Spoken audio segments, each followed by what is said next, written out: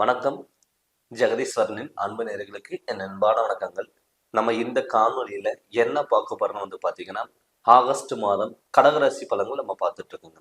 பொதுவாகவே ஒவ்வொரு மாதத்துல ஒவ்வொரு கோச்சாரப்படி கிரக நிலைகளால ஏற்படக்கூடிய மாற்றங்கள் என்ன, அதனால என்னென்ன பலன் கொடுக்குது அப்படின்னு சொல்லிட்டு தான் நம்ம ஒவ்வொரு மாதமும் பார்த்துட்டு இருக்கோங்க. இப்ப இந்த கடகராசியில ஆகஸ்ட் மாதத்துல கிரக நிலைகள் கோச்சாரம் எங்க இருக்கு, அதனால என்னென்ன மாற்றங்கள் வரப்போகுது நம்ம பார்க்க போறோம். பொதுவாகவே கடகராசியோட அதிபதி பாத்தீங்கன்னா சந்திர பகவான். எப்பவுமே சந்திரங்கிறது ஒரு நீர் சார்ந்த ஒரு சம்பந்தப்பட்ட ஒரு ராசி. எப்பவுமே முன்கோபங்களும் ஆசைகளும் கற்பனைகளும் அதிகமா இருக்கக்கூடிய ராசி எதுன்னா கடகராசி. இப்ப இந்த கடகராசிக்கு பாத்தீங்கன்னா சனி கும்பராசியில சனி வக்கரம் அடைஞ்சிருக்காரு. பட் ஆல்ரெடி ஒரு அஷ்டம சனி நடந்துட்டு இருந்தாலுமே கூட இந்த ஆகஸ்ட் மாதத்துல பாத்தீங்கன்னா உங்க ராசியிலேயே புதனும் சுக்கிரன் சேர்க்கப்பட்டிருக்காங்க. அப்படி புதனும் சுக்கிரன் சேர்க்க பெறும் பொழுது கிட்டத்தட்ட பார்த்துட்டீங்கன்னா ஒரு குழப்பங்கள், மனவேதனைகள், நிம்மதி இல்லாத வாழ்க்கை, என்னடா வாழ்க்கை, நம்ம வாழ்க்கை இப்படி இருக்கே அப்படின்னு கஷ்டப்பட்டவங்களுக்கெல்லாம் பார்த்துட்டீங்கன்னா சில மாற்றங்கள் நடக்கக்கூடிய வாய்ப்புகள் அதிகம். என்ன கேட்டீங்கன்னா இப்ப உங்க ராசியிலேயே புதனும் சூரியனும் சேர்க்கப்பட்டிருக்கு. இப்ப சூரியன்கிறது நம்மளுடைய தலப்பகுதி. அப்படி இருக்கும்போது உடல் ஆரோக்கியத்துல கொஞ்சம் கவனமா இருக்கும். ஏன்னு கேட்டீங்கன்னா தலை சம்பந்தப்பட்ட வகையில பிரச்சனைகள் வர்றதுக்கு வாய்ப்புகள் கொஞ்சம் இருக்குங்க. அதனால முடிஞ்ச அளவுக்கு உடல் ஆரோக்கியத்துல நீங்க கவனமா இருக்கணும். ரெண்டாவது, மனசுக்குள்ள போட்டுட்டு அப்படி இருக்குமா, இப்படி இருக்குமா, அது மாதிரி இருக்குமா, இது மாதிரி இருக்குமா அப்படின்னு சொல்லி யோசிக்க வேண்டாம்.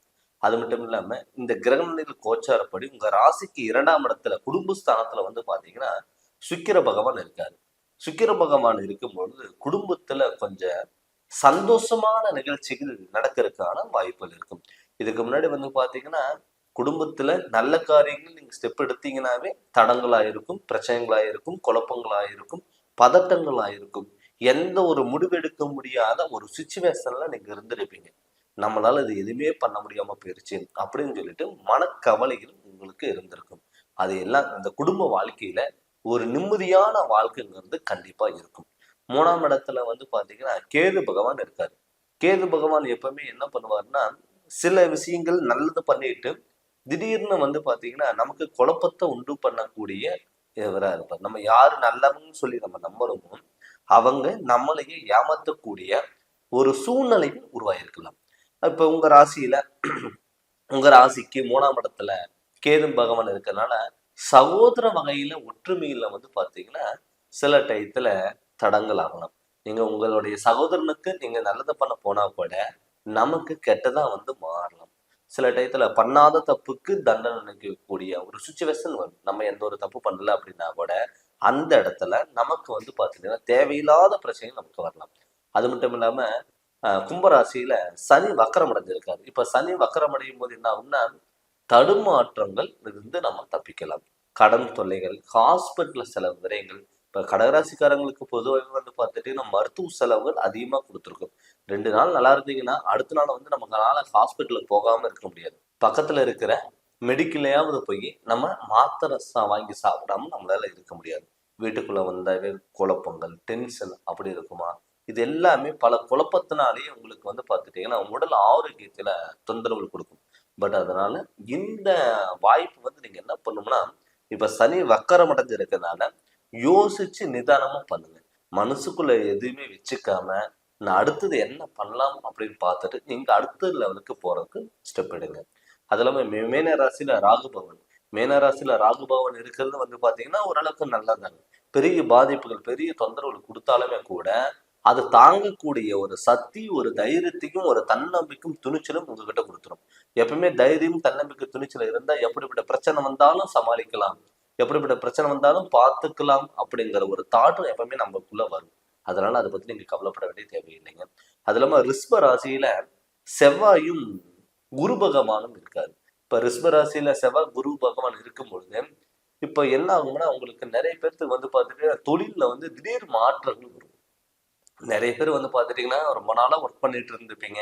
அது திடீர்னு வேலை விட்டுட்டு வேற வேலைக்கு ஜாயின் பண்ற மாதிரி வரும். இல்லைன்னா பாத்தீங்கன்னா ஒரு இடத்துல வேலை செஞ்சுட்டு அந்த இடத்துல எந்த ஒரு தப்புமே பண்ணாம வந்து பார்த்துட்டீங்கன்னா தண்டனை அளிக்க வேண்டிய சுச்சுவேஷன் கூட வந்திருக்கலாம். உங்ககிட்ட நல்ல விதமா பழகிட்டு, உங்ககிட்ட நல்ல விதமா பேசிட்டு, பின்னாடி போய் உங்கள பத்தி குறை சொல்லக்கூடிய அளவு கூட அது நடந்திருக்கலாம். ஆனால் அது பெரிய பாதிப்புகள் குடுக்காது. அப்படிப்பட்ட இருந்தவங்களுக்கெல்லாம் தொழில்ல நல்ல மாற்றங்கள் வரும். புதிய வாய்ப்புகள் இந்த ஆகஸ்ட் மாதத்துல உங்களுக்கு தேடி வரும். அது மட்டும் இல்லாம கடகராசி நமக்கு எல்லாமே இது பண்ண ஒண்ணும் கூடாது. நம்ம எது பண்ணாலும் நமக்கு நடக்காது அப்படின்னு சொல்லிட்டு உங்களுக்குள்ளேயே நீங்க வந்து பார்த்துட்டீங்கன்னா பயத்தை வச்சுக்காதீங்க. அப்படி பயத்தை வைக்கும் பொழுது வந்த வாய்ப்பு எல்லாமே நீங்களே வேண்டாம்னு சொல்லி ஒதுக்கி வச்சிருவீங்க. அதே மாதிரி வாகனத்துல போகும்போது கவனமா இருக்கணும். ஏன்னு கேட்டீங்கன்னா இப்ப 11ஆம் இடத்துல லாபஸ்தானத்துல குரு செவ்வாயும் சேர்க்க இருந்தாலும் கூட தன்னுடைய ராசியில புதனும் சூரியனும் இருக்காரு. புதனும் சூரியன் இருக்கும்போது வண்டி வாகனத்துல பொதுவாகவே கவனமா போகணும். யாருக்கு ஜாமீன் எழுத்து போறதோ சப்போர்ட் போறதோ இல்ல வந்து உங்களுடைய வாகனங்கள் வந்து மற்றவங்களை நம்பி கொடுக்கறதோ அது முடிஞ்ச அளவுக்கு நீங்க தவிர்த்துக்கோங்க.